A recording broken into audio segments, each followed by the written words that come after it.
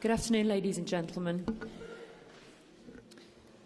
You will need headsets if you could get your headsets ready. We've got various different languages going on here.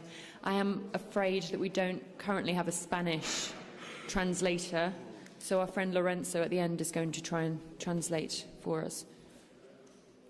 Welcome, my name is Hannah Storm. I'm the director of the International News Safety Institute.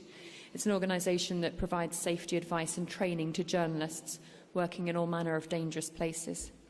It's World Press Freedom Day today, as many of you know. The hashtag for that, sadly, we don't seem to be able to get online at the moment, but the hashtag, as many of you probably also know, is WPFD 2014. I do encourage you all to tweet as much as possible around this. One of the reasons I'd ask you to do this is there's been a particular piece of news that really couldn't be less appropriate for World Press Freedom Day. Many of you might know that our colleagues from Al Jazeera are currently detained, held in prison in Egypt. There was a hearing today about their situation and they were put back in prison for 12 more days. So our thoughts are with them and with all prisoners, all jailed journalists and all journalists in difficult situations around the world. We know the situation in terms of press freedom is deteriorating rapidly, and the situation in terms of press safety is also deteriorating rapidly, and I'll talk a little bit about that a little later on. For now, I'd like to introduce our incredibly distinguished panellists, all of whom are award-winning, many of whom have an entire multitude of awards to them, and I'd like to thank them all for their participation in what I hope is going to be an incredibly interesting and interactive conversation. I'd like it to be a conversation, as I say. Anybody who'd like to ask questions when the time comes, I encourage you to do so. From this side here, we have our colleague Laura Capon. She's an award-winning freelance journalist who has spent the last 3 years living in Egypt, covering events there. She contributes to, excuse my terrible Italian accent, Radio Popolare and Il Fatto Quotidiano. Laura is going to talk about the situation in Egypt and about her experiences in the general press freedom situation there. Next to me is the distinguished Yavuz Baydar. It's taken me a while to pronounce that as well. He has 35 years' experience as a journalist and launched P24, which is the platform for independence. He's from Turkey, and he prides himself as being the news ombudsman for Turkey. He writes fantastic opinion pieces for such prestigious titles as the New York Times, The Guardian, Süddeutsche Zeitung, El País, and Al Jazeera. And he's been twice forced to leave his job after self-critical columns on journalistic flaws and fabricated news stories. So welcome, Yavuz. Next to me here is Eric Matthews, another award-winning participant on this panel. He's an independent film producer. He's had globally recognised films, and his work has appeared at such fantastic locations as the Venice Biennale, Sundance and Tribeca.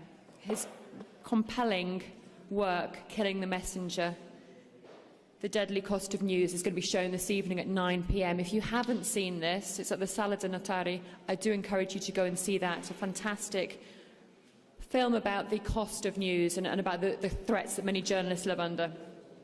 Next to him is very well-celebrated gentleman in Italy, Lirio Abate.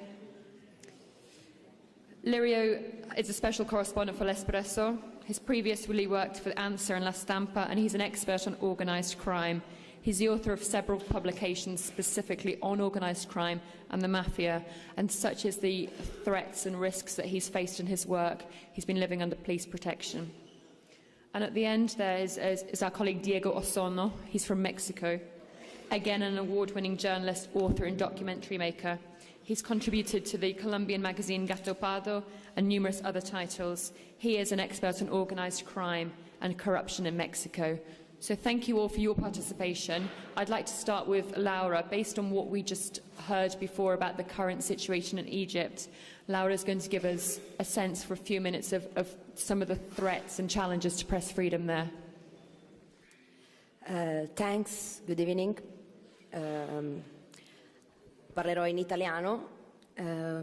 Sì, oggi è esattamente un'occasione perfetta per parlare della libertà di stampa per la libertà e la sicurezza dei giornalisti per quanto riguarda il mio paese, il paese che io seguo da ormai 3 anni. Questa mattina si è svolta un'udienza del processo che coinvolge dei giornalisti di Al Jazeera. In totale sono 20 persone, di cui 9 sono giornalisti di Al Jazeera. Tra di loro c'è Peter Grist, un reporter australiano, Mohammed Fahmy, che è praticamente il capo del Cairo Bureau Chief, e Mohammed Baher, un producer. Sono i 3 di punta di questo processo, che è arrivato quasi a un punto di svolta, nel senso che oggi è stata l'ultima udienza per l'accusa. La prossima, che sarà il 15 maggio, ci sarà la difesa e probabilmente quindi solo tra 2 sentenze si avrà il verdetto finale di questo processo, che per la prima volta in Egitto coinvolge dei giornalisti stranieri per delle accuse che sono gravissime.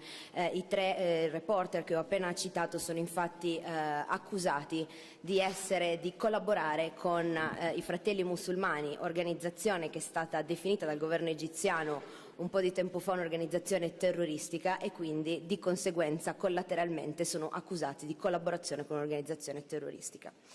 Non sono gli unici, questo caso diciamo è il climax, è la punta dell'iceberg di una situazione che è degenerata pian piano per noi che lavoriamo nell'informazione. Vi cito soltanto un altro caso di Shami, un altro giornalista di Al Jazeera che è detenuto, mentre questi di cui vi ho parlato prima sono detenuti dal 28 dicembre, sono stati arrestati all'Hotel Marriott del Cairo, dove avevano la loro redazione appunto in un hotel per motivi di sicurezza. Infatti il caso è anche conosciuto come il caso della cellula del Marriott.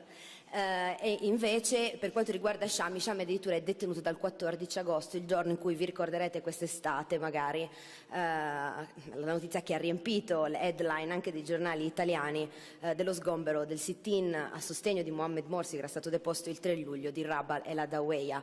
Lui è dentro un maxi processo con altri sostenitori dei Fratelli Musulmani. Shami ha iniziato uno sciopero della fame che va avanti da 103 giorni, ha perso 33 kg. Oggi un nostro collega del The Guardian ha avuto la possibilità di scambiare velocemente 2 parole mentre lui si è presentato in aula dentro la gabbia, e la situazione per il momento sembra non essere ottimale.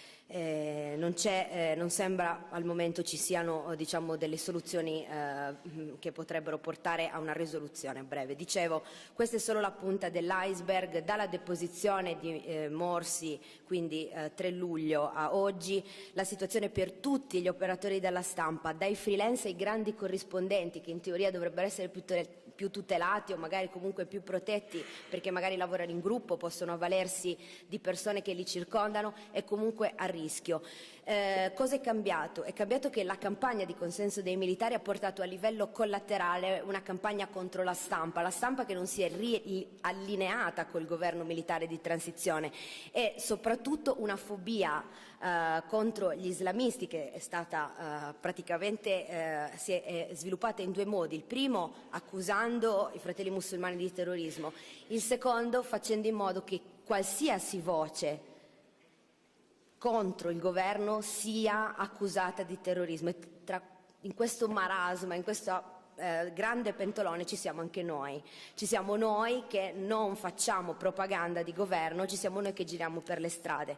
Questa paura degli islamici, questa fobia ha coinvolto non solo la polizia, ha coinvolto la popolazione. È lì che il nostro modo di lavorare è cambiato perché noi abbiamo paura di tutti sono diventati nostri potenziali nemici, cioè persone che possono metterci in difficoltà, che possono picchiarci, che possono distruggere le nostre attrezzature. È un caso emblematico, io dico sempre, sono 2 i turning point, i punti di svolta, sono appunto l'arresto dei giornalisti di Al Jazeera il 28 dicembre, ma soprattutto il mese dopo con la bomba al Cairo, di fronte al quartier generale della polizia del Cairo, e il giorno dopo seguente, 3° anniversario della rivoluzione, quindi parliamo di 24 gennaio 2014 e 25 gennaio 2014, quando tantissimi colleghi hanno subito delle aggressioni da parte di folle inferocite di persone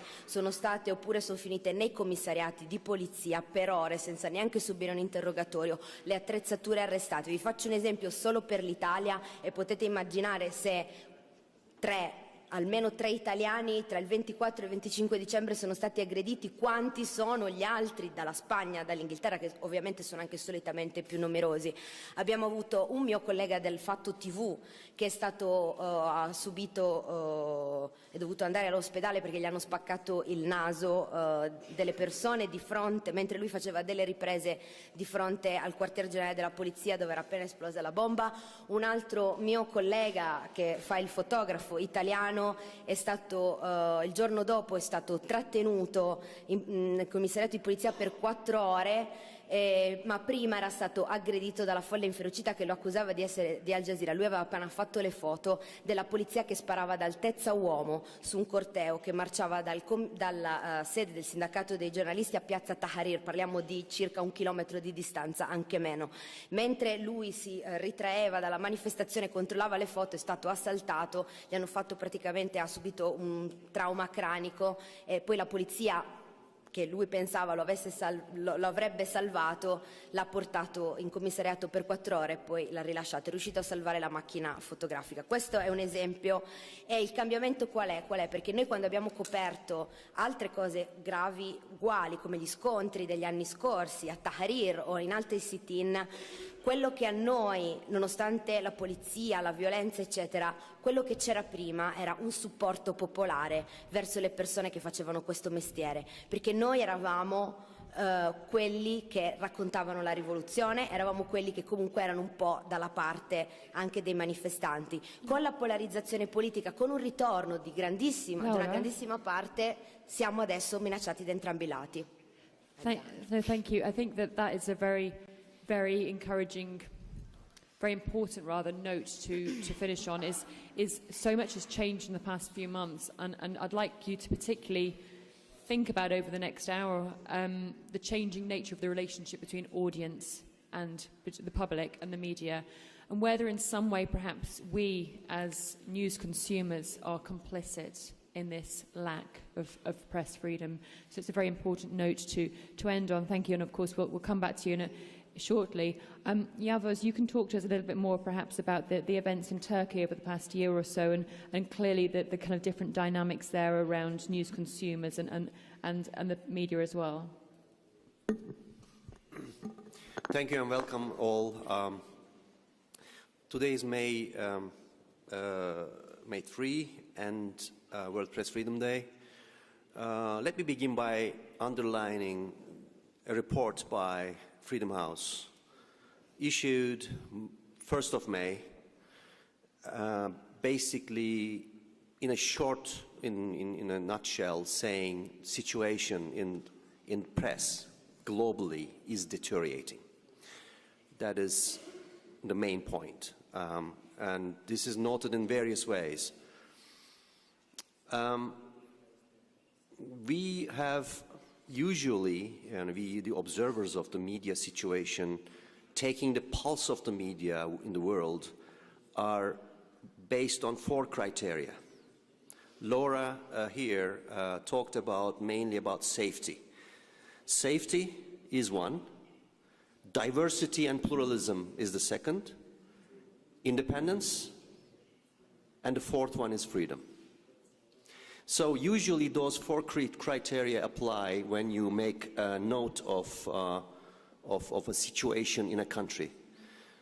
It varies now in the world from country to country, generally worsening situation.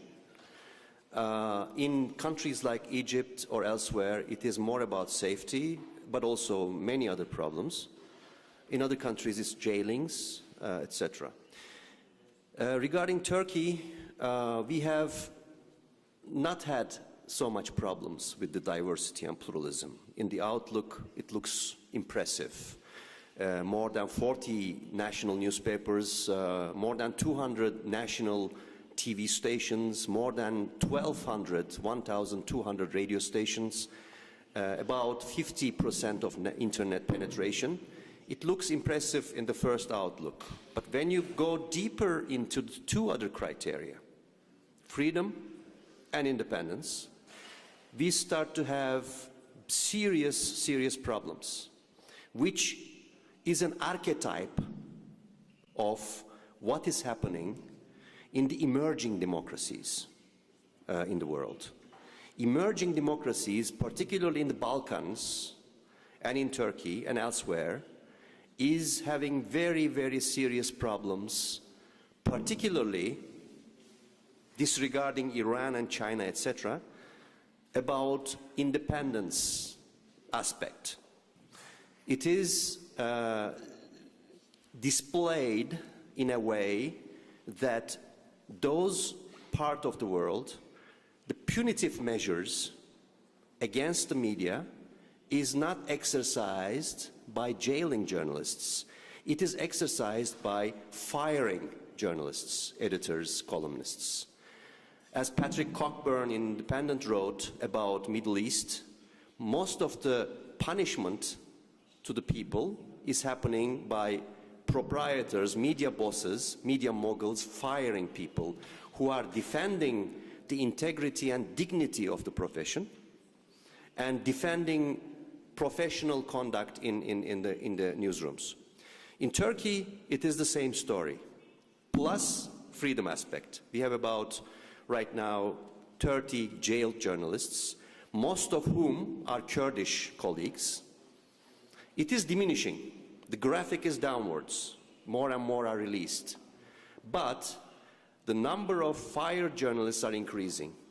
In the past 12 months, we have noted about more than 200 people, including myself, being fired because we defended journalism before the governments and powers. So here I have a small short footage to show you, done by Freedom House, about this pattern. This pattern is very important because this is a new struggle that we are having with the media patrons, media bosses, that are acting as puppets of the powers through greed and money. And maybe we should see it now.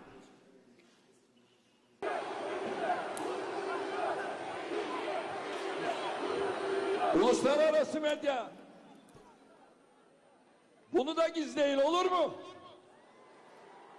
Hadi bakalım BBC, bunu da gizle. CNN, bunu da gizle. Reuters, bunu da gizle. Günlerdir yalan haberler ürettiniz. Türkiye'yi dünyaya farklı gösterdiniz. Siz yalanlarınızla baş başa kaldınız. 17 Aralık'ta Türkiye'de önemli bir yolsuzluk operasyonu başladı ve bir hafta sonra da 25 Aralık'ta bu operasyonun ikincisi yapıldı ve ben de aynı gün bir televizyon programına davet edildim. Hükümetin paralel yapı ya da cemaat her neyse öyle bir yapıyla ancak bir hukuk içinde mücadele edebilir. Yani gerekçeleri varsa, nasıl bir ağ varsa bunu ancak hukukla kanıtlayarak bunları tasfiye edebilir. Ertesi gün gazeteye gittim. Yazı günümdü. Yazımı yazdım, yolladım.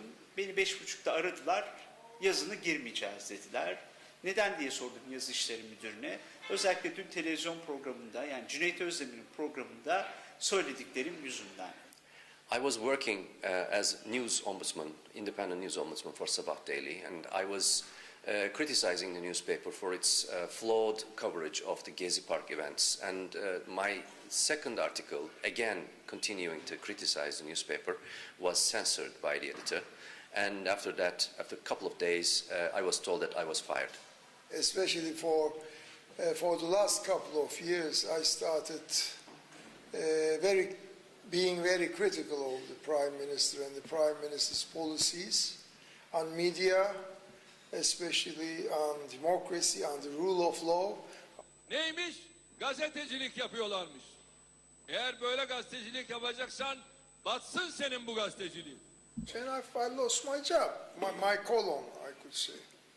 Basın özgürlüğünden çok sadece pozisyon ağırlığına göre, yani güç dengesi neredeyse oraya göre pozisyon alan medya var Türkiye'de. This newspaper has been taken over by a company whose CEO is the son-in-law of Prime Minister. And we have all known all along that the editorial independence of the newspaper was under increasing threat of political executive, and it became apparent, particularly during the year of 2013, that it was being interfered in the content. Medya sahipleri holdingler ya da başka işler yaptığı sürece ve yaptıkları işler de bir tür devlete bağlı olduğu sürece özgür bir medyanın olma şansı yok. Both on the aspects of freedom and independence, Turkish media is undergoing its most dramatic and tragic period. It is suffocating, it is in shackles, it's unable to serve its social role as the informer of the public and becoming and continuing to be the forum of free debate. I will continue on the online newspaper, writing in an online newspaper of T24. The only way remaining for us, journalists in Turkey, is the domain of internet. So that's where we are operating, that's we are trying to expand and be vocal and be visible. Thank you very much. Thank you, Yavuz, for sharing that powerful video with us. I think that really shows quite how insidious some of the threats are to journalists and how those threats are changing, particularly with, as Yavuz was saying there, that one of the ways that we can combat that is through the increased role that the internet is playing in that area. We traditionally think about press freedom and specifically press safety in terms of the high-end conflict, the kind of Afghanistans and the Iraqs, and where the fighting means that journalists cannot go out and tell the story safely. Over the past few years, and even in the past few months, even more so, those threats have become even more deeply rooted and widespread. You only have to look at the Ukraine yesterday, Syria, Turkey nowadays as well. Many, many countries around the world, there are dozens of countries around the world where journalists face threats every single day. It's not about necessarily reporting on war zones or reporting in civil unrest. It can be all manner of different instances, and that mean that journalists have to either censor themselves or other organisations are censoring the journalists. I want to move now to Eric Matthews, who I said is a filmmaker who has made this fantastic film called Killing the Messenger, just to talk a little bit more about an overview of the situation that he's found in working with journalists. Thank you, and thanks, Hannah. And thanks to the translators. I think they're the hardest working people at this festival. You know, we made a film that we did a lot of research on, and we saw a lot of stories, and we watched a lot of footage. And the world is full of examples of really horrific forms of censorship and less horrific but equally powerful forms of censorship like firing or financial pressures. We narrowed it down to what we saw as the three pillars of the culture of impunity. And look, I'm one who believes that we are complicit in the news. I'm not a journalist. I can participate in acts of journalism, and every time I open the paper, or every time I go to a website, or every time I watch news on television, I'm complicit in it. So it's not protecting the press for the sake of the press. It's protecting the press for the sake of a civil society that I participate in, that we all participate in. So what we looked at were three things: conflict or war zone casualties and violence against journalists, crime, and corruption. And it was interesting to note today that CPJ released a statistic via Twitter that statistically politics is the most dangerous beat for a journalist. Well, now politics cuts across all three of those pillars. So for us, we really believe that it's a conversation that needs to happen with the audience. And as much as I believe in my complicity with journalism, I also believe that if we're ambivalent to these forms of censorship, then we're contributing to the impunity that allows them to go on. So we need to make it a conversation. We need to recognize that we can participate in the work of journalism and support a free press for the very reason that we need to make informed decisions in our daily lives. Thank you very much, Eric. And I'd like to move on from Eric to our colleague Lirio, who many of you might know or have come across, he's done some absolutely groundbreaking work in terms of reporting on organised crimes, one of those other pillars that Eric was talking about there. Lirio, can you explain to us a little bit, please, about the kind of daily threats that you live under and some of the work that you've done? Oh, grazie. Le minacce sono diverse da quelle che ci avete raccontato, le minacce in Italia sono diverse da quelle che ci avete raccontato fino adesso.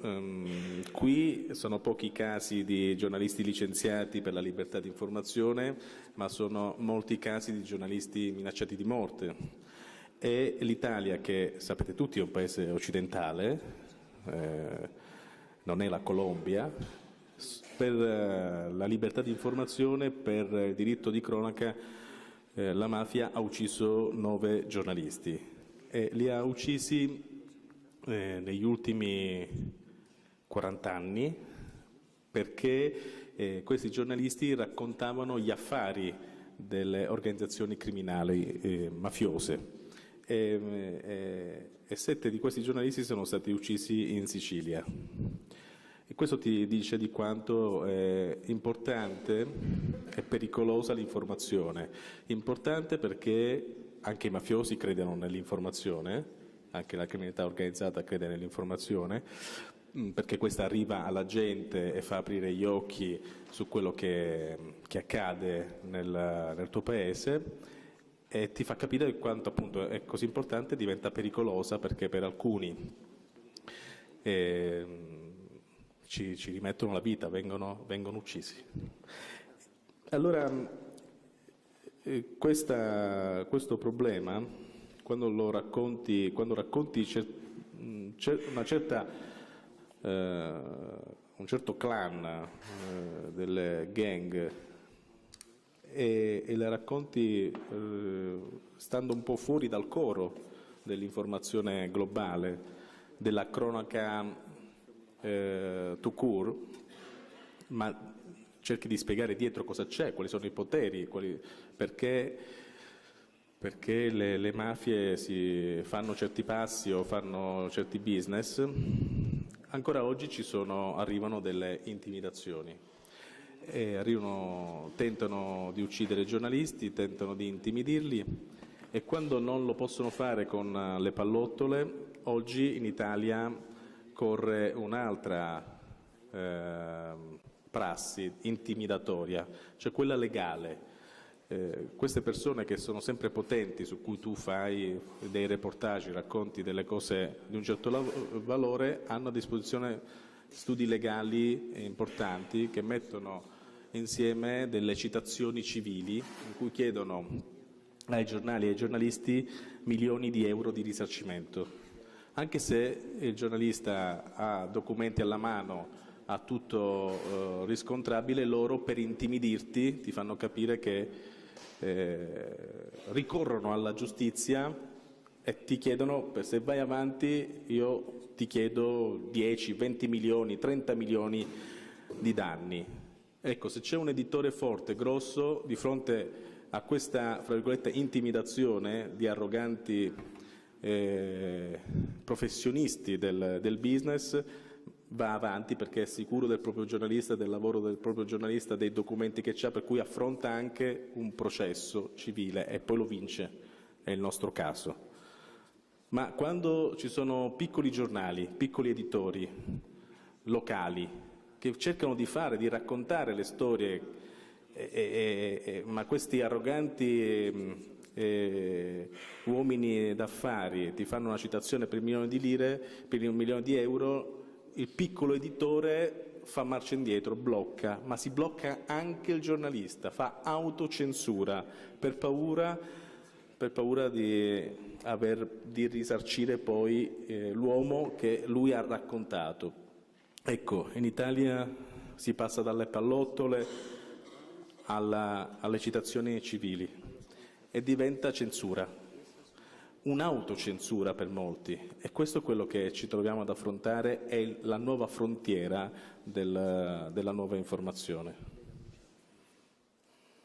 And that's a really good place, I think, to hand over to Diego, because I think perhaps Mexico, where Diego's from, is one of the countries, in my experience, having worked there as well, where self-censorship is almost entirely rife. It's such a deep-rooted part of the society that journalists have to live in, and Mexico is one of the most dangerous places in the world now to be a journalist, and an impunity there is at about 90%, which means that 90% of people killing journalists in Mexico never get brought to justice. Diego works in one of the most dangerous parts of Mexico, in one of the most dangerous parts of the world. So if you could explain to us a little bit about the work that you do and some of the threats that you faced in your work. Hola. En México, en el año 2000, nosotros vivimos la democracia electoral por primera vez. Nuestro voto sirvió para elegir a un presidente y se dio fin a un régimen. Yo tenía 20 años y recuerdo que los periodistas de mi generación teníamos mucha emoción porque íbamos a poder hacer un gran periodismo en la democracia. 2 años después, a mí me tocó escribir un artículo, aprovechando esa euforia democrática que había en aquel entonces, donde un gobernador del estado de Nuevo León, el noreste de México, en la frontera con Texas, en Estados Unidos, estaba en una reunión con el jefe del cártel de Sinaloa, una de las organizaciones de tráfico de cocaína más importantes del mundo.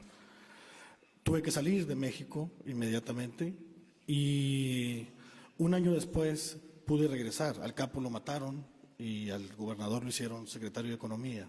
Veíamos cómo estaba funcionando la democracia en México.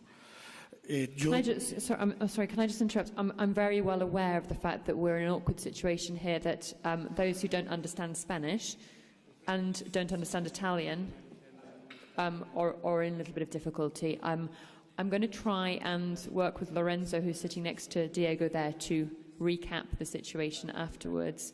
But at the moment, thus far, as if anybody's more fluent in Spanish than I am, many of you probably are, Diego has been talking about how in 2000, when the electoral system changed, there was a real hope in Mexico that the situation was going to change dramatically for journalists. But actually, in many ways, it's become a lot worse. He's been talking about the work he does on his films. And you had to move away from Mexico, is that correct, for your work? Yes, so he had to leave Mexico for his work, and only then, a while later, was able to return to carry on. So somehow we will stumble through this, and as I say, I do apologise. Something went awry in the logistics of this translation. Okay. Cuando regresé, reporté en otras zonas de México, no en el lugar donde yo había nacido y crecido, Tamaulipas y Nuevo León. So when he returned to Mexico, he wasn't able to return to the areas where he had originally worked because of the threat to him. So he went and carried on covering the story, but elsewhere. Fundamentalmente lo hacía porque tenía miedo a la mafia que había ahí y por la experiencia que ya había tenido. And he was terrified by the fact he'd had to flee his country, so he wasn't able to cover it, but it's mainly out of fear for his own safety that he wasn't able to do so. Con el paso del tiempo, la situación ahí no fue mejorando con la democracia, sino fue empeorando al grado de llegar a la autocensura en acontecimientos como la masacre de 72 migrantes, que fue una noticia importante. So over time, the situation didn't improve. In fact, it deteriorated, and journalists, including Diego, had to resort to self-censorship to the extent that they weren't able to cover events such as the massacre of Sí, de 72 migrantes centroamericanos que iban hacia Estados Unidos y fueron asesinados. Los periódicos de esta región no publicaron la nota, no porque fueran imbéciles, sino por el miedo que había. And the newspapers from that area weren't able to publish any of the details around that because of the fear from the organized gangs. Esta zona de México, a diferencia de otras como Ciudad Juárez o Tijuana o Sinaloa, tiene muy poca visibilidad. Al mundo no le interesa Tamaulipas, es un agujero negro. So nobody is interested, he's saying, in Tamaulipas, that it doesn't have the same kind of notoriety or publicity as Juárez and where else did you say? Tijuana, Ciudad Juárez, Okay. Que son lugares donde hay literatura, movies, hay... So these are subjects of movies, but Tamaulipas is not... Okay. Sí, yeah.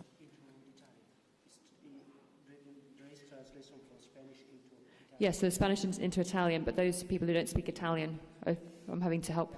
Sorry. Sí, a grandes rasgos, en la experiencia desde 2000 a la fecha, la democracia en México ha producido el asesinato de 89 colegas en México. México es el periodista donde más periodistas han sido asesinados. So since then, 89 journalists have been assassinated in Mexico. I mean, I know for a fact that many more are missing and suspected to have been assassinated as well. Y detrás de cada asesinato hay una estela de silencio enorme por la impunidad, porque solo uno de esos casos ha sido resuelto. So of those cases, only one has been resolved. So every time a journalist gets killed in Mexico, it means that there's a period of silence where journalists aren't able to work. Una cosa muy dramática que sucede es que no solo el gobierno no protege a los periodistas para que cumplan con su trabajo, sino también la sociedad mexicana ha sentido una distancia con los medios de comunicación en general y no protege a los periodistas. And what Diego's just said is very much what we've been touching on throughout, is not only is the government of Mexico not protecting journalists, but the public in Mexico seems to have turned against the media. Yo sé que a Lirio no lo protegen unos carabinieri, lo protege sus lectores italianos que exigen a la autoridad que sea cuidado. So in Lirio's situation, it's not that the police don't protect him, it's the readers who are more kind of supportive towards Lirio, but that's not the case in Mexico. Para concluir, creo que en México la democracia no trajo mayor libertad de expresión en muchas regiones como esta, que no es una región pequeña, que no es una región escondida, es la frontera con Texas, es del tamaño de prácticamente tres veces El Salvador u otros países. So we're talking about somewhere that's on the border with the United States, and this is a place where there is absolutely no freedom of expression. It's a place which is 3 times the size of Texas, did you say? No, 3 times the size of... Sorry, Tamaulipas, yeah. So did you want to say anything else to conclude? Sí, creo que esta región merecería una mayor visibilidad. Yo de joven quería ser corresponsal de guerra, quería ir a Egipto, o quería ir a Irak, quería ir a Afganistán, pero esta zona tiene una guerra no declarada, no reconocida por los organismos internacionales, donde hay masacres regulares que no se dan a conocer, porque se ha convertido en un agujero negro, y contar historias ahí es contar historias en una jaula con leones. So he's calling for more visibility for the incidents in this area, that it's become a black hole of news, that more people need to be aware of what is going on there, and more people need to be cognizant of the fact that, you know, so much damage is being done to the society there. Thank you ever so much, Diego. Apologies again for the poor translation, but I wanted to open the floor now to questions, if anybody had any specific questions to any of our panelists here, and then I think I'd perhaps like to discuss a little bit more about this concept of what role do we play as public, as media consumers, and as media ourselves in supporting the journalists who live under such immense threats. Does anybody have a question? Should we take 2 or 3? We'll take 2 or 3 now, if we can muster 2 or 3, and then we'll discuss it. And I'm sure people must have there must be more than one question. So if we can take the gentleman over there first, and then our colleague Julie, who's on the floor down there.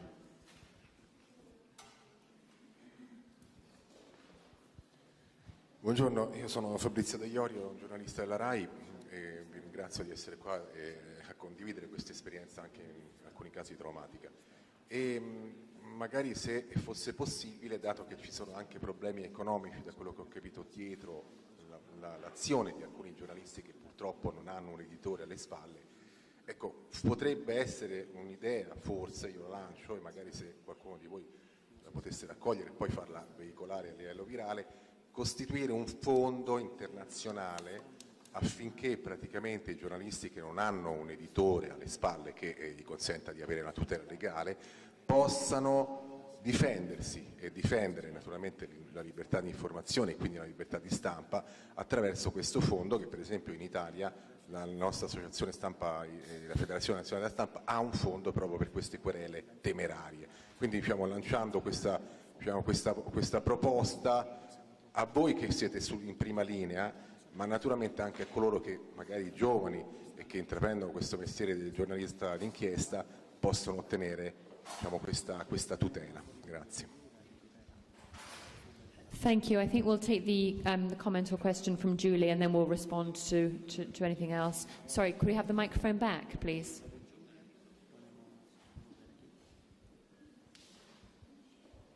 Grazie.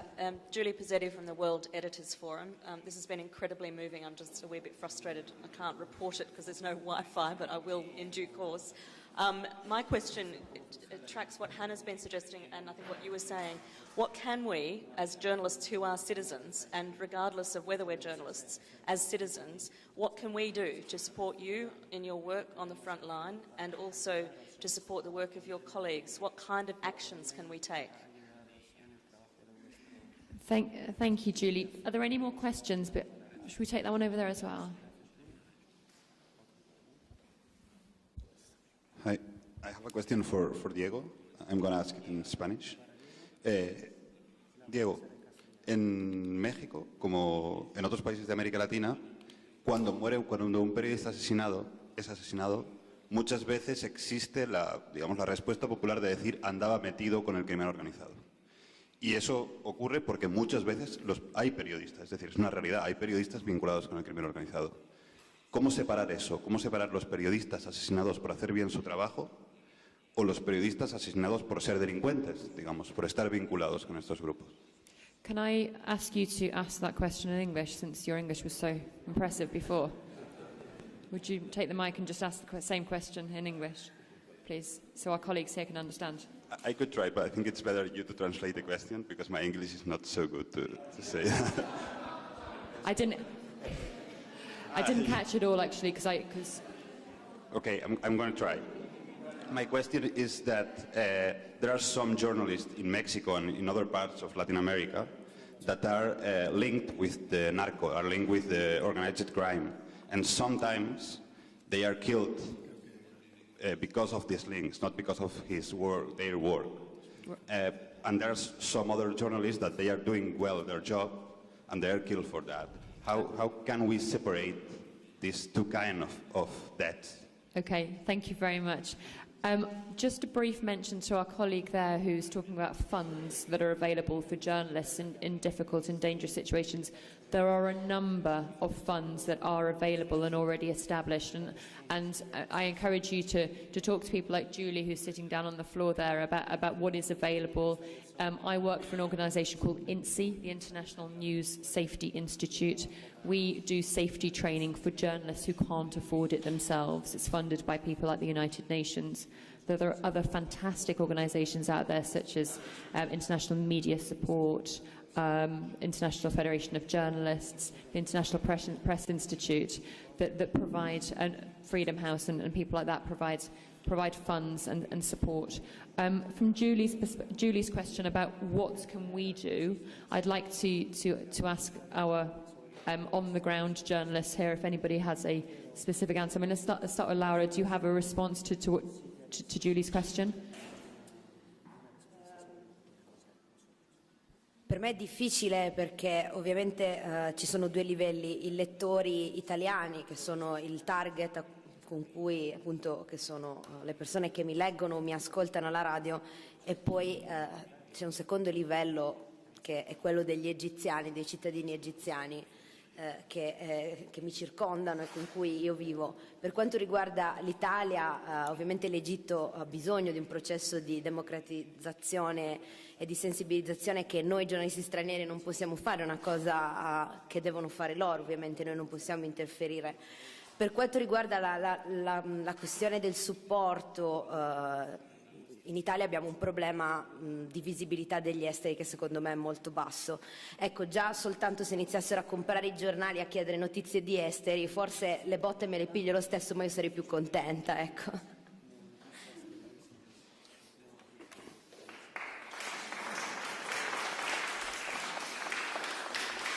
Thank you very much, Laura. It's a very good comment, very powerful one.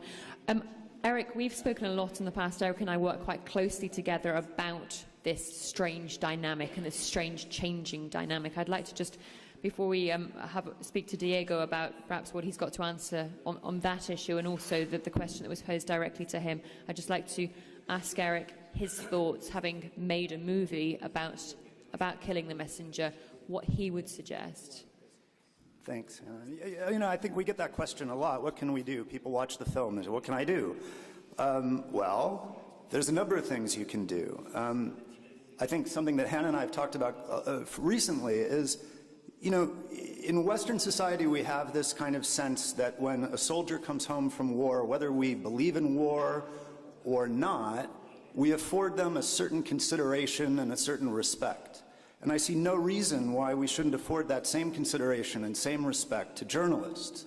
In other words, if we just choose to be more aware of what it takes to report these stories, to do the kind of work that Diego and Laura and everyone here on this panel around me is doing, that's a start, that's a step in the right direction.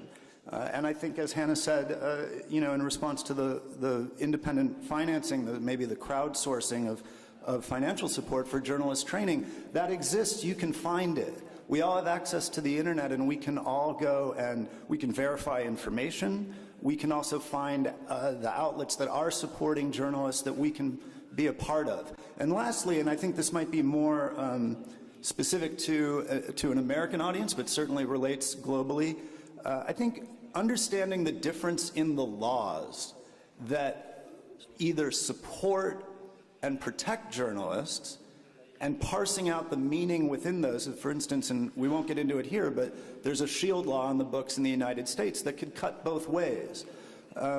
Having some greater understanding of what the politicians, what the lawmakers are doing to either help protect journalists or to, and more frequently, unfortunately, to work against journalists, how things like extremism laws in Russia, terrorism laws, and homeland security laws in Britain and the United States, how laws in places like Turkey and Syria, Egypt, Libya, Sri Lanka, Pakistan are being used against journalists is a way that we can potentially participate in change. And I think it's very important that we pay attention to those things and understand how journalists are being threatened and possibly protected so that we can make the right choice of what to support. Thank you, Eric. Yavuz, on that note, has something to add, and then we'll hand over to Diego. There are differences between what can happen with the conventional media and what can happen with digital media.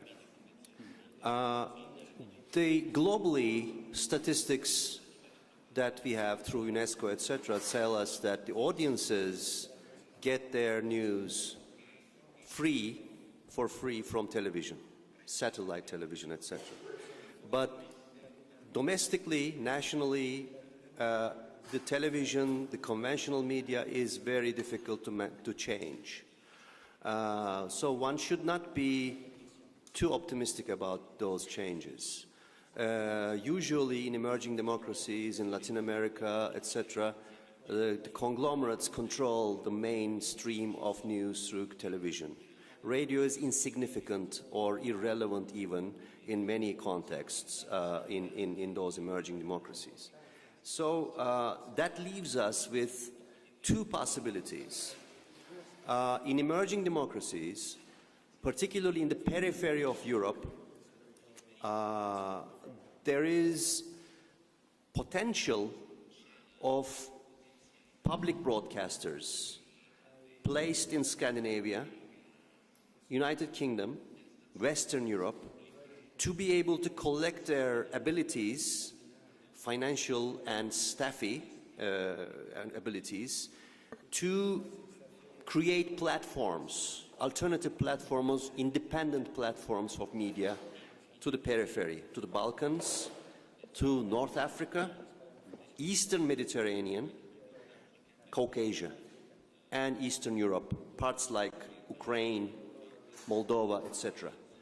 Those possibilities would be happening like it is now happening, partly as we see in Turkey.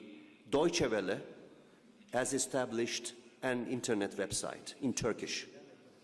BBC is expanding in Turkish, alongside with some interested parts in private media. Wall Street Journal, Bloomberg, International, Al Jazeera are establishing their internet websites because print media is dying everywhere. It's slow death.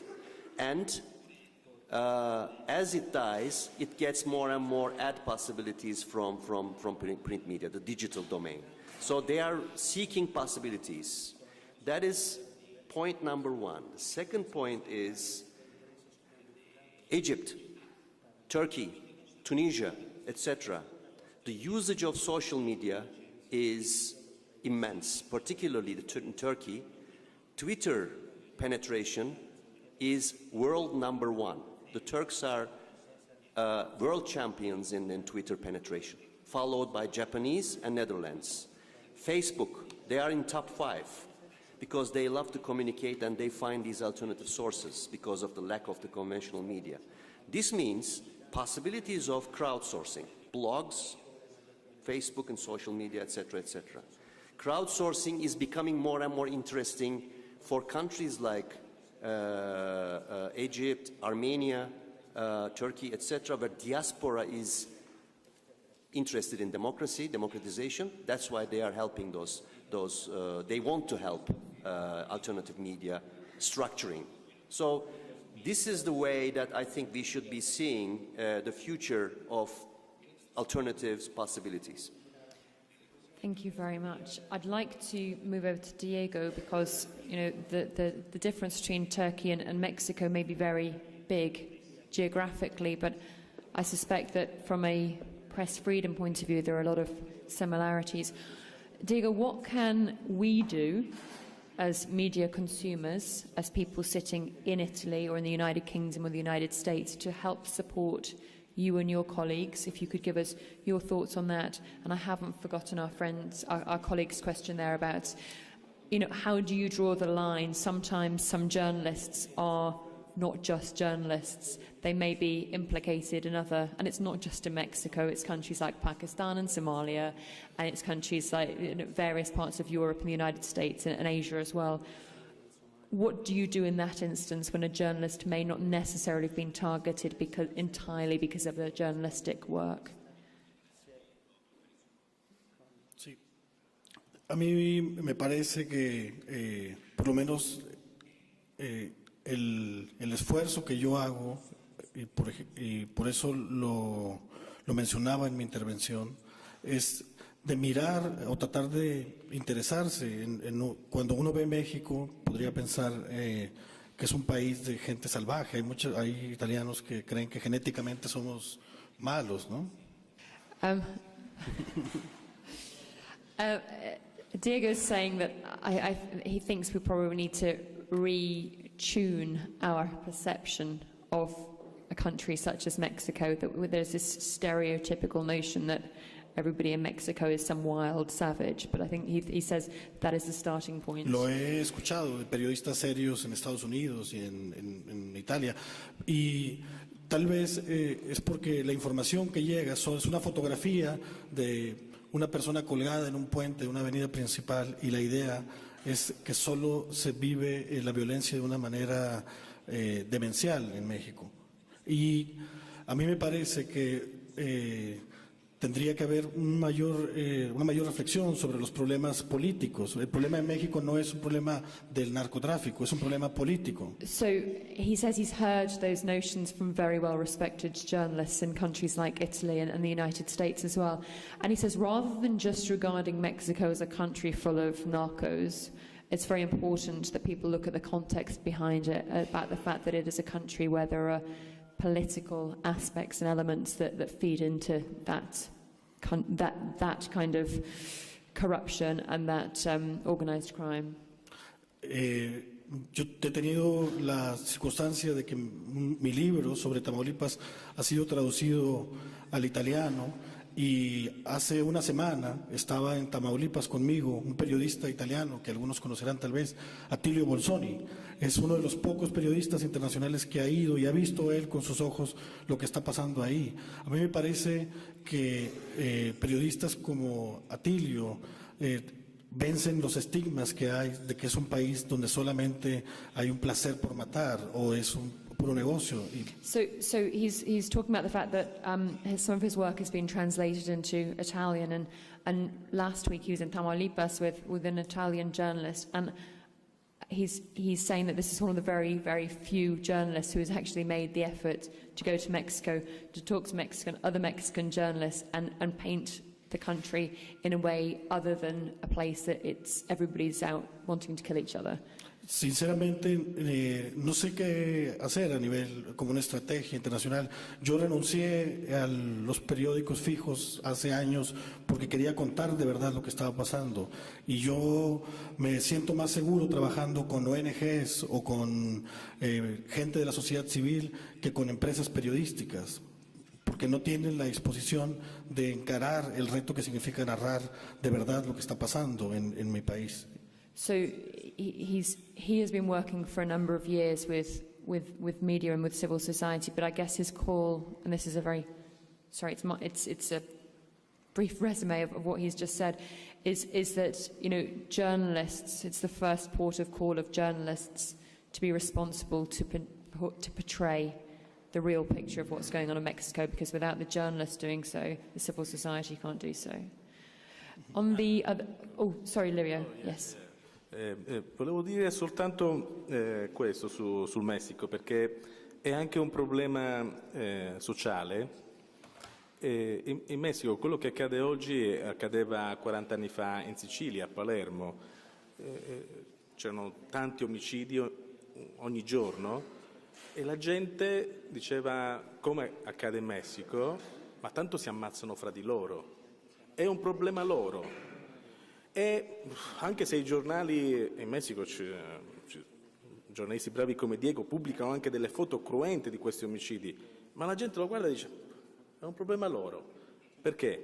Perché finché sui giornali noi possiamo raccontarli analizzandoli, ma i giornali in Italia lo leggono, ce li contiamo sulle punte delle dita, mentre la TV, l'informazione televisiva in Italia forma l'80% degli italiani. Una fesseria, una bugia viene detta alla TV, l'ha detto alla TV. Non lo dice la TV, non è notizia. E allora puntiamo di più su quello che è l'informazione televisiva, non solo italiana ma mondiale, perché finché ci saranno giornalisti che fanno questo lavoro, che sono delle mosche bianche, le organizzazioni criminali, i narcotrafficanti le vogliono schiacciare. Se tutti i giornalisti facessero bene il proprio lavoro non ci sarebbero più mosche bianche, quella è l'informazione e quella ti devi beccare. E se fai una cosa sei, fra virgolette in Italia diciamo sputtanato, cioè è resa pubblica la tua cosa sui giornali, soprattutto in televisione, ma in Italia in televisione tutto questo non passa. Thank you. And that notion that it's their problem, not our problem, I think feeds into all of this. It is our problem. You know, the lack of press freedom is all of our problem. It belongs to all of us. We are all complicit in this. And we need to support brave journalists, not just like the guys here, but the hundreds and thousands of journalists every day suffering for their work. Diego, on the question about that our colleague over there, could you respond to that, please? Sí. ¿Cómo saber qué periodistas de los 89 asesinados estaban ligados con la mafia? La respuesta simple sería investigando. So he's saying that how do you know if any of the 89 journalists who were killed were linked to the mafia? And he's saying it needs to be investigated. El problema es que en México no solo no se investigan los asesinatos de periodistas, no se investigan los asesinatos de carpinteros, de traileros, de taxistas. But they're not investigating those murders of journalists. They're investigating the murders of the drivers and other people, but not those of the journalists. De 64,000 asesinatos que hubo entre 2007 y 2012 bajo lo que se conoce la guerra del narco, oficialmente solo se abrió averiguaciones previas del 5% de esos 62,000 casos. Solo el 5% de esos asesinatos merecieron una investigación. So only 5% of the 62. Only 5% of the 64,000 people who have been killed in this so-called narco war have apparently merited investigation. Y me parece que la mayoría de los periodistas que han sido asesinados fueron asesinados por hacer su trabajo. A mí me tocó atestiguar el asesinato del único caso que oficialmente se resolvió. So it is his understanding that the majority of journalists who have been killed for their journalism work. Un periodista independiente de Estados Unidos asesinado mientras grababa con su cámara de video a los asesinos. Brad Will en 2006, americano, grabando con su cámara de video a los asesinos. El caso fue resuelto, pero los asesinos no eran los que aparecían, sino otros que habían inventado para proteger a los asesinos reales, que eran policías. I didn't get that. No. I'm really sorry. ¿Puedes repetirlo en inglés? No, puedes repetirlo otra vez en español. Dice que él asistió a un asesinato concreto de un cameraman americano en el 2006 que estaba grabando sus asesinos. Lo grabó, mataron estos, solo que el caso fue resuelto y los asesinos no eran estos reales, sino otros, porque estos que le dispararon eran policía. Okay, so he's talking about the killing of an American journalist in 2006 who was killed while he was shooting the people who were thought to be the assassins. And actually what happened to be the situation was that this guy was actually murdered by the police instead. Sí, entonces sí, el caso de un periodista americano con la embajada presionando a las autoridades fue resuelto de manera irregular. Es difícil esperar que los otros 88 periodistas asesinados tengan una investigación y una resolución de manera justa. So although this was resolved, this situation, it's almost impossible to see that the other 88 journalists have been killed in this time period, that there can ever be justice for their deaths because there's just not the appetite to go out and investigate the situation. Thank you very much. Liria. Messico e l'Italia è sempre molto più vicina, Messico, quello che ci racconta Diego è sempre molto più vicina. Loro hanno avuto 89 giornalisti, noi in Italia ne abbiamo avuti 9 di giornalisti, ma tutti uccisi dalla mafia perché erano contro la mafia, ma di questi 9 giornalisti soltanto per pochi di loro oggi abbiamo delle sentenze di condanna, per altri non erano state fatte delle indagini, addirittura per uno l'indagine è stata aperta perché il figlio di questo giornalista si è messo alla ricerca degli assassini del padre, per cui anche qui in Italia ammazzano un giornalista, vabbè, ok. And it's a worldwide phenomenon. 90%, as I was saying before, 90% of the killers of journalists are never brought to justice. Whether we're talking about Mexico or Italy or the Philippines or Pakistan or Somalia, 37 journalists and news media workers have been killed doing their work since January the 1st this year. That doesn't, so 36 is quite a lot, it's 2 journalists every week. And that is not accounting for the goodness knows how many more are threatened, tortured, beaten. There's kind of weird, insidious undermining going on the internet as well. So the 36 is a headline figure. That to me is still a pretty staggering figure. I wanted to see if anybody else had any other questions or comments. And we'll take that one in a moment. Does anybody else have anything to say? Please do feel free to chip in with your thoughts about this. This is a conversation for you, not just for us. There's another one there. Is there anybody else who would take? Yep, so there's a couple here and one over there. If we take that gentleman first, and then we'll respond if needs be. My name is Zygmunt Dzięciołowski. I come from Poland. And 2 days ago, I had the privilege here to take part in a panel with my Russian colleagues from the embattled TV Rain television station, which is facing a real danger of being closed by Putin's government. And actually, somehow, we always feel that our suffering is unique and it deserves more attention than someone else's suffering. But on the other hand, so we had the separate panel, but on the other hand, now I have the feeling that some of my Russian or Ukrainian colleagues who are also here should have been present here to make you more familiar with their situation. But I have a question also to panelists. I must say that I was, part of my life, I lived behind the Iron Curtain, and today, youth generation probably doesn't remember what it was, but the world was separated between East and West, communist world and non-communist world.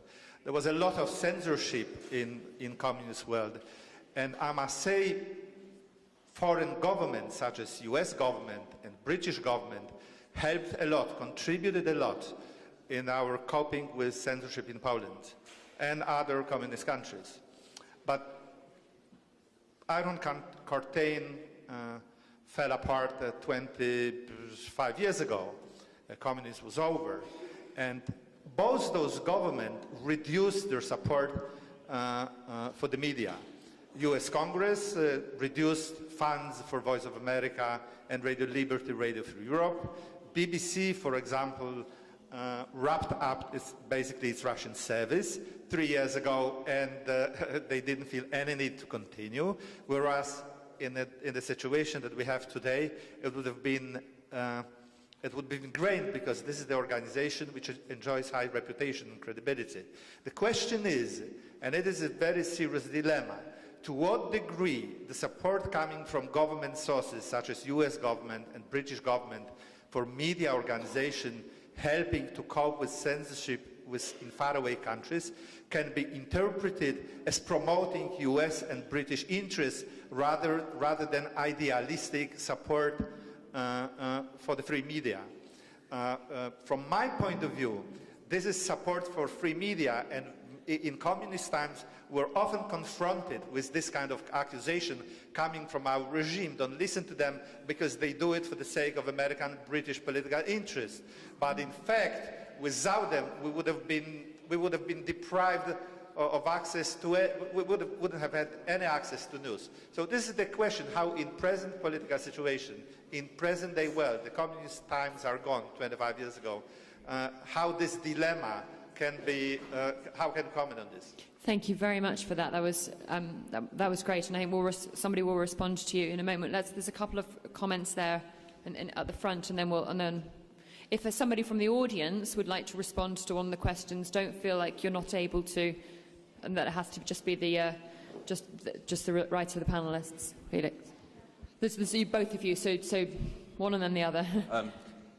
Felix Salmon from Fusion, formerly of Reuters. I think in this crowd we all looked at the video of Erdogan bashing my former employer in the New York Times and CNN, and we just understood that, of course, Reuters and the New York Times were telling the truth and that the Turkish government was not. But he was addressing a very large and enthusiastic crowd who actually believed him, and we've been hearing how in Mexico too, the general public, or a very large part of the general public, has turned against the journalists.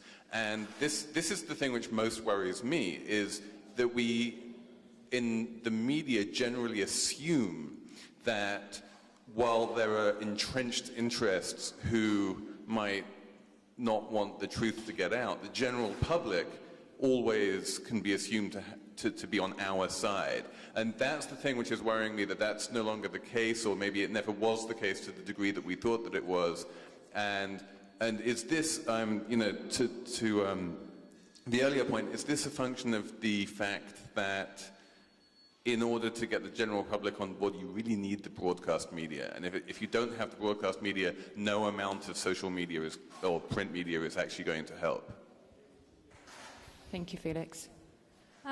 Io volevo solo fare un commento più che altro su un paio di punti che sono stati detti che forse vale la pena mettere insieme, almeno secondo me, e cioè quello della rete di protezione. Cioè, si è detto che, giustamente Diego ricordava, c'è anche la società civile che deve proteggere i giornalisti e un po' diceva anche il collega dell'Espresso, anche l'editore. C'è una rete di protezione ci deve essere una rete di protezione anche da parte dell'editore, che se vogliamo poi diventa anche un circolo, potrebbe diventare un circolo virtuoso, perché più si ha informazione, più si ha pluralità di informazione e più si vuole che questa informazione rimanga.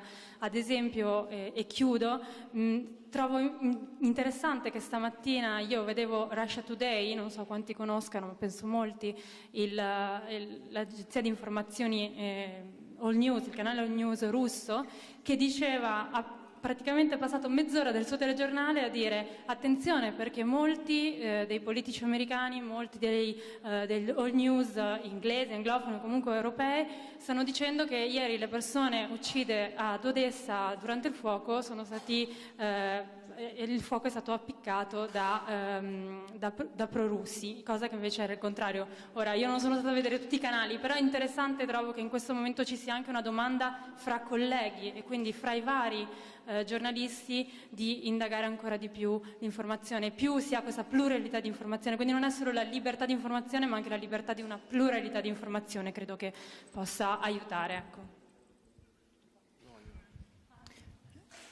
Thank you very much. I think, Eric, you wanted to respond to the first question that our colleague from Poland was talking about, the Western government involvement and support of media and whether it's, I'll over to Eric, and then we'll talk about the other questions. Then I'm aware that it's 4:45 and that our very hard-working translators need to leave on the dot at 5. So we'll take a quick, brief response to all of these. We could all talk, each of us, probably for 90 minutes. So I appreciate your patience and understanding.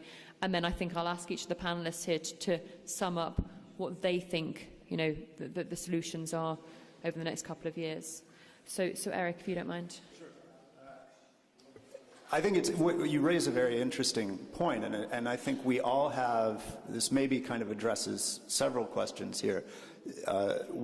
People have often been skeptical of Western governments' involvement in media in other places, but there's no doubt that having that support, as I understand you to be saying, that there was an independent media, or there was the ability for the citizens in a very suppressed, very repressed area to get independent news sources, and then that started to erode and go away after the Iron Curtain, right?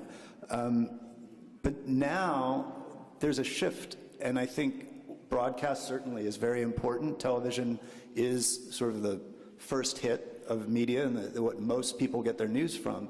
But there's also an internet, and there's an ability now for people to make more choices around their skepticism and investigate themselves, verify information, and pull from different sources. You and I could probably have an interesting conversation about RT as a news source. I don't really know what the motivation of governments is. There's some interesting books coming out of the US about CIA's involvement in supporting media in the name of democracy in foreign regimes, particularly in communist regimes. What can we do about that? I'm not really sure. What will change, what will happen now, is I think you're seeing a whole rise of new media organizations and new media outlets who are privately funded or independently funded. Whether they choose to go into those areas and support a more robust free press remains to be seen. But I'm slightly optimistic that they will.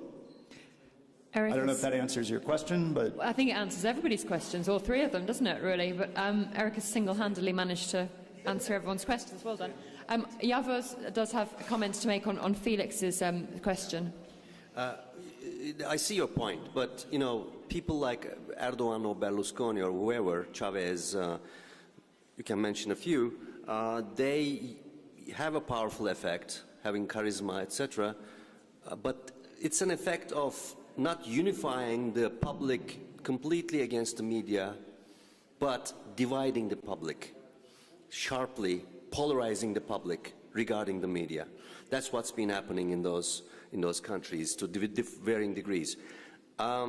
What happened, I would look at the other side of the coin and say, what happened with the total blackout of news coverage when 34 Kurdish villages were bombed by Turkish fighter jets 2-3 years ago. That blackout turned the Kurdish audience in Turkey against the media, conventional media, and brought them to get closer to the internet and social media. Second thing happened during last year's Gezi Park protests. This time, when those penguins, documents, etc., in the conventional media, the effect was peculiar because those mainstream private TV channels, conglomerate channels, infuriated the so-called elite, urban elite of Turkey, because urban elite of Turkey didn't care about what happened with the Kurdish minority. But suddenly, their sons and daughters, their friends in the areas were blacked out, uncovered by the media. They realized, oh, there is something wrong with the Turkish media. Good morning. Okay. So this effect brought a unique protest. They went to, not only protested before those TV channels, but one of the TV channels owned a bank. They went and basically emptied the bank accounts of that bank in protest. We are talking about 110 million euros of accounts being drawn out, closed. So it's not always that kind of thing. I think people are realizing that they need they need a reliable, credible media, because most of them are economic actors. Even those there are economic actors. They are grocery owners, etc. They need information. I don't think it's not black and white. Thank you, Yavuz. Laura, you have something to mention, and then I think we'll ask each panelist for their closing thoughts on the situation. Sì, sulla domanda. Spesso i media, nel caso dell'Egitto, sono lo specchio della società e del momento politico, e i giornalisti vanno sotto attacco nei momenti di esasperazione più intensi. È il caso, per esempio, abbiamo parlato prima di Al Jazeera, ma in generale in un panorama dove tutti i media supportano il governo, è più facile mettere in disparte i media internazionali che invece applicano dei criteri di informazione che sono quelli dell'oggettività, o comunque non hanno un problema di censura. Nel caso del Medio Oriente questo è un problema. Ricorderemo in Egitto durante la rivoluzione che la TV di Stato ha trasmesso, anziché le immagini da Piazza Tahrir, trasmetteva le immagini del Nilo che scorrevano esattamente dal lato opposto della piazza, quindi con le telecamere completamente girate, insomma, di spalle. Ecco, questo è emblematico, e ogni qualvolta c'è una crisi politica questo tipo di meccanismo si acuisce, soprattutto perché dobbiamo ricordare che il Medio Oriente è stato, prima dell'indipendenza di questi paesi, sono stati colonie o non colonie, diciamo, hanno avuto dei mandati, sono stati controllati da la Francia e l'Inghilterra, e questo tipo di modus di pensare, aggiunto al fatto che decenni di dittatura hanno invece reso impossibile capire cosa faceva il potere, ha creato queste sorte di mega conspiracy theory che sono facilmente utilizzabili per mettere uno contro l'altro o per appunto attaccare, rendere e screditare persino appunto la BBC o il New York Times, giocando su questo tipo di conspiracy theory. Sì. Thank you. So we've got images of the Nile in Egypt and penguins in Turkey, which don't really help us in terms of press freedom, but, I'm going to move on to Italy with Lirio, because Lirio mentioned before that one of the problems here in Italy is there is just not very much interest in foreign news coverage. So, Lirio, if you don't mind just drawing together your thoughts on, in conclusion, please. Beh, in Italia sulla politica estera si investe poco perché forse o non si vuole far vedere agli italiani come in alcuni paesi si vive meglio, oppure come in alcuni paesi si sta cercando di cambiare quelle dittature o quei posti dove si viveva peggio. Sta di fatto che in Italia non si investe su una, fra virgolette, cultura anche estera, perché all'Italia la cultura non interessa, leggere non interessa, ogni tanto però per qualcuno, per non dire che censuriamo, no censure no, mandiamo uno Turchia, ok, fai un servizio in Turchia, poi torna, ma ok, ma abbiamo parlato della Turchia, dice non abbiamo parlato della Turchia, dell'Egitto. Vai in Egitto un attimo, portami quello che faceva i fiori. Non abbiamo parlato dell'Egitto. Ma come no? Abbiamo parlato dell'Egitto. Come no? Per cui in Italia non si può parlare di censura, perché cioè, non ce l'hai la censura. Non c'è niente da censurare, l'abbiamo fatte. E ci siamo molto più perfezionati nel tagliare le notizie, ecco. Thank you, Liria. Diego, do you feel abandoned? Do you feel abandoned by your colleagues if they're only going to go to Mexico to talk maybe about some festival or something, or how murderous people are, if they're not going to tell the real story? And what is your conclusion in terms of how you feel?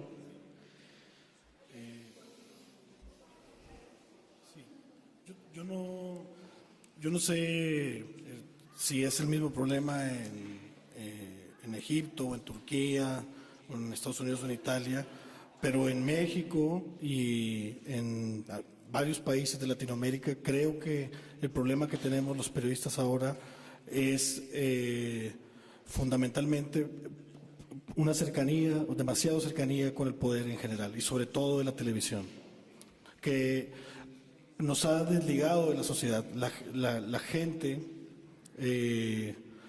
ve al periodista más como un hombre de poder en México y en varios países de Latinoamérica que como alguien ligado a la sociedad. Right. Okay. So what Diego's saying is he doesn't know if it's the same problem in Turkey or in Egypt or Italy and the United States, but the way that the media is regarded in Mexico and in other Latin American countries is that it's very, very closely linked to the power. Is that what that's what you're saying? So there's an element of a lack of trust there. Y eso creo que es el problema principal. Los periodistas tenemos que buscar menos al poder, tenemos que buscar más a personas que no tengan oficinas de comunicación social, que no tengan voceros, porque las historias que se publican están alimentadas a final de cuentas por una demagogia, por una mentira oficial. So he's saying that the journalists themselves are somewhat complicit in that they have to move away from towing the official line, and they need to go and be a bit more perceptive and kind of looking more in context about the overall situation. Y creo que está bien pensar en fondos internacionales, redes de cooperación, pero hay un problema, digamos, existencial del periodismo, por lo menos así lo veo yo en México y en Latinoamérica, que es su asociación con el poder. Un periodista en México es visto como un enemigo por la sociedad. So in Mexico, what he's saying is that, you know, even with that, bearing in mind that trying to tell each side of the story, there is this mindset that it's very difficult to overcome in Mexico, that the journalist is the enemy. Es visto casi como un político. Creo que el periodismo en general tiene que volver a ser amigo de la sociedad. Ese es, so that's the difficult issue for them to deal with. I'm going to briefly come on to Eric to ask for your closing comments, and then our two colleagues here are aware of the fact that we only have 5 minutes left, so please do keep them brief. I would just add, you know, the stories we're talking about seem to be big stories. They seem to be things that maybe you may expect to be censored because they're of large political issues or large criminal organizations. But it's important to remember that it's the local journalists and the small stories that are just as much, if not more, or equally under threat. You know, there's journalists in Russia that are beaten for complaining that the streets aren't being fixed in their village. there was a journalist in Mexico who was killed because he was a young kid and he took a picture of the wrong person in a nightclub. I think that, you know, whether it's violence or whether it's financial pressure, like in the case of TV Rain, where they just turned it off, the advertisers walked away, or journalists being fired in Turkey, they have an equal effect. And so again, it's really important that we as citizens recognize that we are complicit in the news, our ambivalence is complicit in the impunity, and if we just make an effort to shift those two perceptions, I think we can make a difference. Thank you, Eric. Yavuz? Yeah, in closing, I would say, first of all, media ownership transparency is very, very important today. The who owns what. Public should know who owns what, which media outlet. The public tenders, public procurement systems must be banned from media owners who are in other businesses. And cross-ownership must be restricted or limited to media owners who are in other businesses in emerging democracies. That's very important. Second, why people are fired like this arbitrarily in like Turkey? Because of 14,000 journalists in Turkey, those who are members of syndicates, trade unions, are only 1%. Those are chased out by the media conglomerates. That should be endorsed. And final point, as I said before, I think public broadcasters doing autonomous independent job like BBC, Australian Broadcasting Corporation, CBC, Canadian Broadcasting, and Europeans should get their act together and endorse democratization of the media by making a pool to help all those medias struggling like in Egypt, in Turkey, etc., etc. Thank you, Yavuz. Laura? Yeah, I think the same. It's very important to have like the big companies in places like Egypt to play an active role in making courses or like only just speaking as much as they possible about the problems. The problem is that I talked about conspiracy theory before. The problem is that it's not easy to deal about press freedom in a country where the press freedom is impossible to have. And it's very dangerous also for the people who are working, for example, in BBC or in other big channels to deal with the with the Egyptian journalists, also the NGO who make like freedom trainings for the people, for democracy, because they are all in danger with this situation. The problem is again the safe condition to do these courses and all these activities. Thank you very much. I guess what we've heard today has been, it's been a really quick trip through press freedom in various countries around the world. Two final thoughts from my perspective. I'd like to echo what Eric says. A lot of us hear about the famous journalists. You know, for every Al Jazeera colleague who is sadly detained in Egypt, there are many others around the world who we never hear about, who are detained and threatened and tortured and killed. But I think I come away with a kind of greater spark of hope than when I entered the room. Over and over again today, we've heard this kind of phrase, not necessarily spoken in the exact word, but the sense of solidarity. You know, it starts with us. It's not their problem, it's our problem. So if we can take anything away from today, I'd like you to take that away. Thank you ever so much for bearing with us with the different logistical challenges, and I do hope you enjoy the rest of your World Press Freedom Day. Thank you.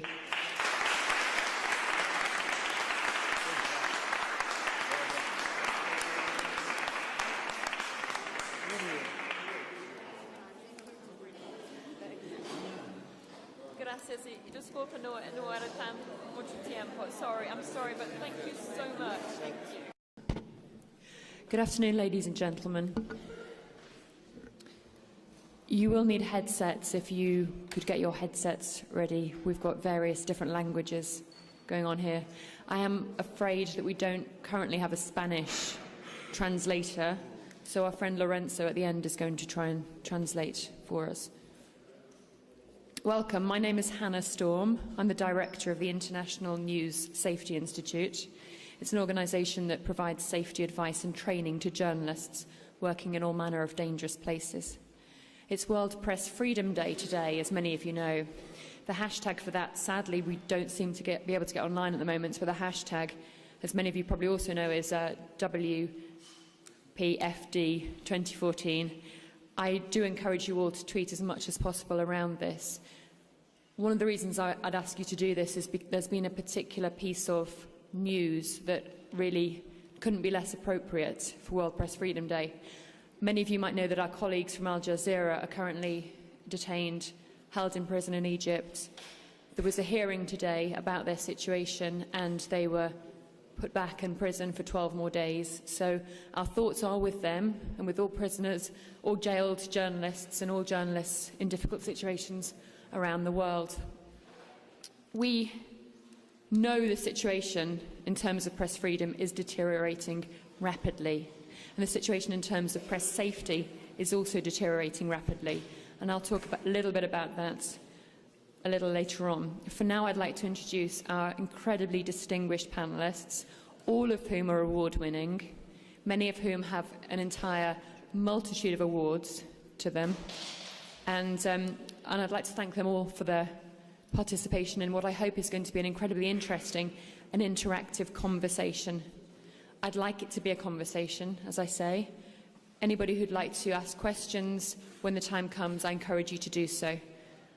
From this side here, we have our colleague Laura Capon. She's an award-winning freelance journalist who has spent the last 3 years living in Egypt, covering events there. She contributes to, excuse my terrible Italian accent, Radio Popolare and Il Fatto Quotidiano. Laura is going to talk about the situation in Egypt and about her experiences in the general press freedom situation there. Next to me is the distinguished Yavuz Baydar. It's taken me a while to pronounce that as well. He has 35 years' experience as a journalist and launched P24, which is the platform for independence. He's from Turkey, and he prides himself as being the news ombudsman for Turkey. He writes fantastic opinion pieces for such prestigious titles as the New York Times, The Guardian, Süddeutsche Zeitung, El País, and Al Jazeera. And he's been twice forced to leave his job after self-critical columns on journalistic flaws and fabricated news stories. So welcome, Yavuz. Next to me here is Eric Matthews, another award-winning participant on this panel. He's an independent film producer. He's had globally recognised films, and his work has appeared at such fantastic locations as the Venice Biennale, Sundance and Tribeca. His compelling work, Killing the Messenger, The Deadly Cost of News, is going to be shown this evening at 9 p.m. If you haven't seen this, it's at the Sala de Notari. I do encourage you to go and see that. It's a fantastic film about the cost of news and about the threats that many journalists live under. Next to him is very well-celebrated gentleman in Italy, Lirio Abate. Lirio is a special correspondent for L'Espresso. He's previously worked for Answer and La Stampa, and he's an expert on organised crime. He's the author of several publications specifically on organised crime and the mafia, and such is the threats and risks that he's faced in his work. He's been living under police protection. And at the end there is our colleague Diego Osorno. He's from Mexico. Again, an award-winning journalist, author and documentary maker. He's contributed to the Colombian magazine Gato Pardo and numerous other titles. He is an expert on organised crime and corruption in Mexico. So thank you all for your participation. I'd like to start with Laura. Based on what we just heard before about the current situation in Egypt, Laura is going to give us a sense for a few minutes of some of the threats and challenges to press freedom there. Thanks, good evening. Parlerò in italiano. Oggi è esattamente un'occasione perfetta per parlare della libertà di stampa e per la libertà e la sicurezza dei giornalisti per quanto riguarda il mio paese, il paese che io seguo da ormai 3 anni. Questa mattina si è svolta l'udienza del processo che coinvolge oggi la situazione per tutti gli operatori della stampa, dai freelance ai grandi corrispondenti che in teoria dovrebbero essere più tutelati o magari comunque più protetti perché magari lavorano in gruppo, possono avvalersi di persone che li circondano, è comunque a rischio. Cosa è cambiato? È cambiato che la campagna di consenso dei militari ha portato a livello collaterale una campagna contro la stampa che non si è allineata col governo militare di transizione, e soprattutto una fobia contro gli islamisti che è stata praticamente si è sviluppata in due modi: il primo accusando i fratelli musulmani di terrorismo, il secondo facendo in modo che qualsiasi voce contro il governo sia accusata di terrorismo. In questo marasma, in questo grande pentolone ci siamo anche noi. Ci siamo noi che non facciamo propaganda di governo, ci siamo noi che giriamo per le strade. Questa paura degli islamici, questa fobia ha coinvolto non solo la polizia, ha coinvolto la popolazione. È lì che il nostro modo di lavorare è cambiato perché noi abbiamo paura di tutti sono diventati i nostri potenziali nemici, cioè persone che possono metterci in difficoltà, che possono picchiarci, che possono distruggere le nostre attrezzature. È un caso emblematico, io dico sempre, sono due diciamo i turning point, i punti di svolta, sono appunto l'arresto dei giornalisti di Al Jazeera il 28 dicembre, ma soprattutto il mese dopo con la bomba al Cairo, di fronte al quartier generale della polizia del Cairo, e il giorno dopo seguente, terzo anniversario della rivoluzione, quindi parliamo di 24 gennaio 2014 e 25 gennaio 2014, quando tantissimi colleghi hanno subito delle aggressioni da parte di folle inferocite di persone,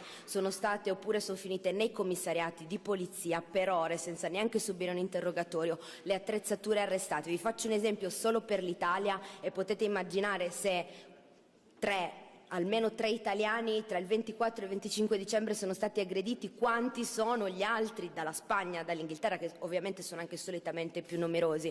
Abbiamo avuto un mio collega del Fatto TV che è dovuto andare all'ospedale perché gli hanno spaccato il naso, delle persone di fronte, mentre lui faceva delle riprese di fronte al quartier generale della polizia dove era appena esplosa la bomba, dei giornalisti di Al Jazeera. In totale sono 20 persone, di cui 9 sono giornalisti di Al Jazeera. Tra di loro c'è Peter Grist, un reporter australiano, Mohammed Fahmy, che è praticamente il capo del Cairo Bureau Chief, e Mohammed Baher, un producer. Sono i 3 di punta di questo processo, che è arrivato quasi a un punto di svolta, nel senso che oggi è stata l'ultima udienza per l'accusa. La prossima, che sarà il 15 maggio, ci sarà la difesa e probabilmente quindi solo tra 2 sentenze si avrà il verdetto finale di questo processo, che per la prima volta in Egitto coinvolge dei giornalisti stranieri per delle accuse che sono gravissime. I 3 reporter che ho appena citato sono infatti accusati di collaborare con i Fratelli Musulmani, organizzazione che è stata definita dal governo egiziano un po' di tempo fa un'organizzazione terroristica, e quindi di conseguenza collateralmente sono accusati di collaborazione con un'organizzazione terroristica. Non sono gli unici, questo caso diciamo è il climax, è la punta dell'iceberg di una situazione che è degenerata pian piano per noi che lavoriamo nell'informazione. Vi cito soltanto un altro caso di Shami, un altro giornalista di Al Jazeera che è detenuto, mentre questi di cui vi ho parlato prima sono detenuti dal 28 dicembre, sono stati arrestati all'Hotel Marriott del Cairo, dove avevano la loro redazione appunto in un hotel per motivi di sicurezza. Infatti il caso è anche conosciuto come il caso della cellula del Marriott. E invece per quanto riguarda Shami addirittura è detenuto dal 14 agosto, il giorno in cui vi ricorderete quest'estate magari la notizia che ha riempito le headline anche dei giornali italiani dello sgombero del sit-in a sostegno di Mohammed Morsi, che era stato deposto il 3 luglio, di Rabal e la Daweya. Lui è dentro un maxi processo con altri sostenitori dei Fratelli Musulmani. Shami ha iniziato uno sciopero della fame che va avanti da 103 giorni, ha perso 33 kg. Oggi un nostro collega del The Guardian ha avuto la possibilità di scambiare velocemente 2 parole mentre lui si è presentato in aula dentro la gabbia, e la situazione per il momento sembra non essere ottimale. Non sembra al momento ci siano diciamo, delle soluzioni che potrebbero portare a una risoluzione a breve. Dicevo, questa è solo la punta dell'iceberg. Dalla deposizione di Morsi, quindi 3 luglio a Oba, un altro mio collega che fa il fotografo italiano è stato, il giorno dopo è stato trattenuto nel commissariato di polizia per 4 ore, ma prima era stato aggredito dalla folla inferocita che lo accusava di essere di Al Jazeera. Lui aveva appena fatto le foto della polizia che sparava ad altezza uomo su un corteo che marciava dalla sede del sindacato dei giornalisti a piazza Tahrir, parliamo di circa 1 chilometro di distanza, anche meno. Mentre lui si ritraeva dalla manifestazione, controllava le foto, è stato assaltato, gli hanno fatto praticamente, ha subito un trauma cranico e poi la polizia, che lui pensava lo avrebbe salvato, l'ha portato in commissariato per 4 ore e poi l'ha rilasciato, è riuscito a salvare la macchina fotografica. Questo è un esempio.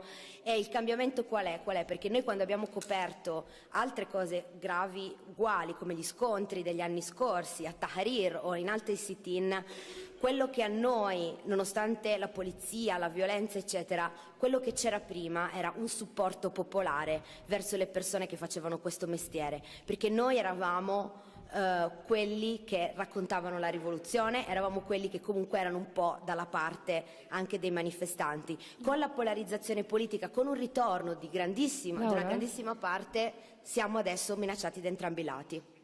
Thank you. I think that is a very encouraging, very important rather note to finish on. Is so much has changed in the past few months, and I'd like you to particularly think about over the next hour the changing nature of the relationship between audience and the public and the media, and whether in some way perhaps we as news consumers are complicit in this lack of press freedom. So it's a very important note to end on. Thank you, and of course we'll come back to you shortly. Yavuz, you can talk to us a little bit more perhaps about the events in Turkey over the past year or so, and clearly the kind of different dynamics there around news consumers and the media as well. Thank you and welcome all. Today is May 3 and World Press Freedom Day. Let me begin by underlining a report by Freedom House, issued 1st of May, basically in a nutshell, saying situation